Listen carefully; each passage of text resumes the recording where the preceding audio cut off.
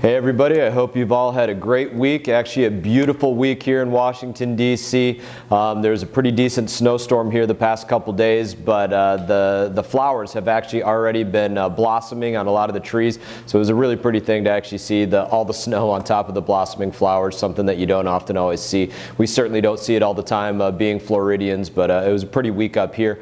Before I get to what we worked on in Washington this week, I want to start by recognizing some of the amazing students from our community. I had the opportunity to present students from Martin County, St. Lucie County, Palm Beach counties with the Congressional Award for serving their communities and for being all around great leaders of their generation. This is the highest Congressional Award honor for our students, and I am especially proud to say that our district consistently has one of the highest number of participants nationwide, so that is certainly a cause for celebration, and I was honored to present that award to those students and talk to them about their goals and their aspirations.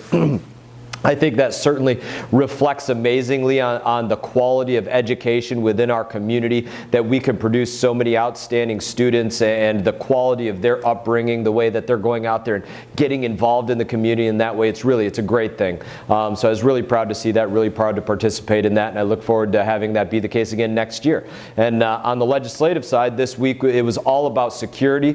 There are a few things as important to me there are a few things that are as important to me as keeping our homeland safe.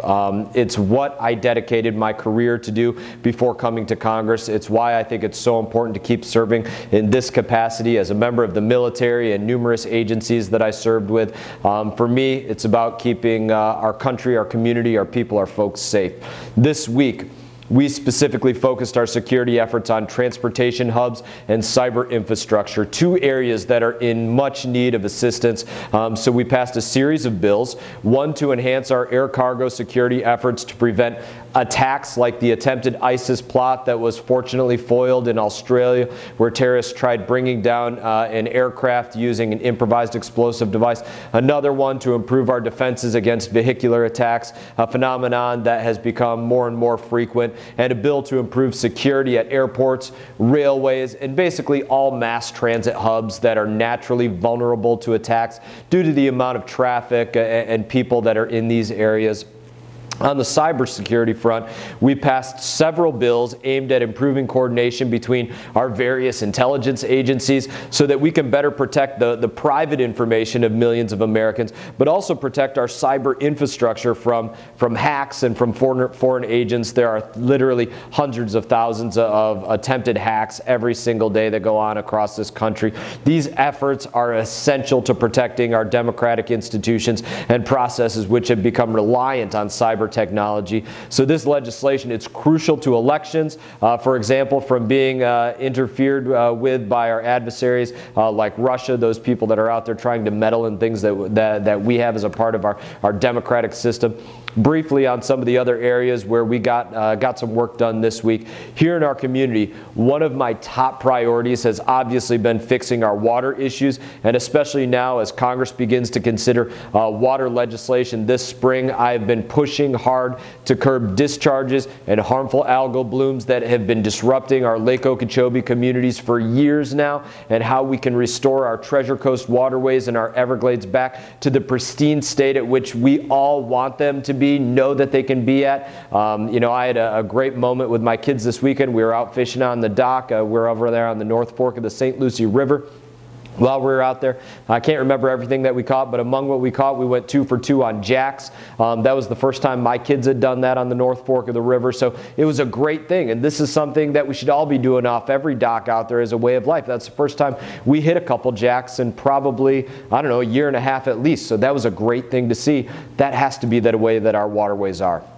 This week I sat down with groups from all over Florida and our district, the South Florida Water Management District, the St. Lucie Erosion Control District, the Florida Inland Navigation District commissioners, several water agencies from all around the country, and more to keep pushing this forward. I try to get every meeting I can with folks on these issues so we can work on our waterways and make sure that we're fighting every single battle that we can find out there to make sure that our waterways are as pristine as they could possibly be. And we discussed how we can best deliver the resources that are needed to complete these critical projects like SB 10 Southern Water Storage Project and others. I'm also looking for your input, which is why I strongly encourage you to go to our website, mast.house.gov/water survey, and tell me what your priorities are for fixing the water quality in our district. This type of feedback, it's always critical when I'm making the case to other lawmakers from across the country who may not have experienced the issues that we have in our district firsthand. So being able to explain to them and show them how damaging the water come out of Lake Okeechobee has been in our community is really important to helping secure the resources that we need at the federal level to match them with the state level in order to get these projects brought to completion. So please give me your input. It really matters. On another piece of legislation this week was a healthcare bill that I strongly support called the Right to Try Act. This is a truly compassionate piece of legislation that will help our terminally ill friends, family, loved ones that are out there struggling to stay alive, to cut through red tape and really to get the access that they need to promising new treatments that could potentially save their lives. It's common sense that they should be allowed to do everything within their power to extend their lives, but they don't often get as we put it in the name of that bill, the right to try some of these new treatments, and that's what that bill was all about, making sure that they have that right to try. Finally, I want to mention briefly the spending bill that Congress passed this week. One of the most difficult things about working up here in Washington is the many very passionate people who come through our office each week to advocate for important priorities. And there was a lot of good in this bill: pay increase for our troops, new funding for missile defense, cybersecurity, strengthening background checks, and more.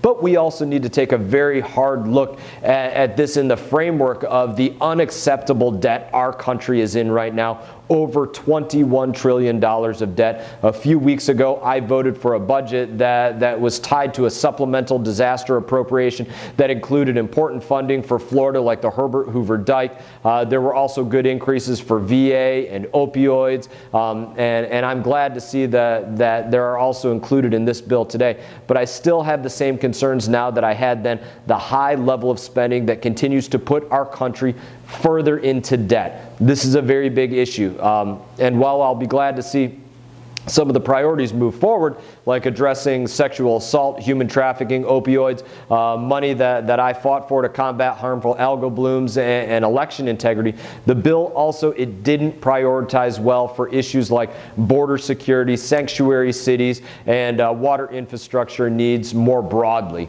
So that, combined with that continued level of spending that we simply can't afford, is why I voted against that spending bill this week. You know, I think we've done half of what's needed. We've allowed this economy to absolutely balloon, to grow, by putting dollars back into the pocket of every single American out there, allowing you as individuals and the companies and the corporations to go out there and say, we're going to make the best decisions with the dollars that we get to keep in our pocket. The tax bill has been incredible for that. The tax cuts that we've gone out there and done. Now we need to cut the spending. We've cut the amount of money that we're going to take out of everybody's pocket. Now we need to cut the spending. That's what we're going to continue to work on here. And again, that's why I voted against that spending bill.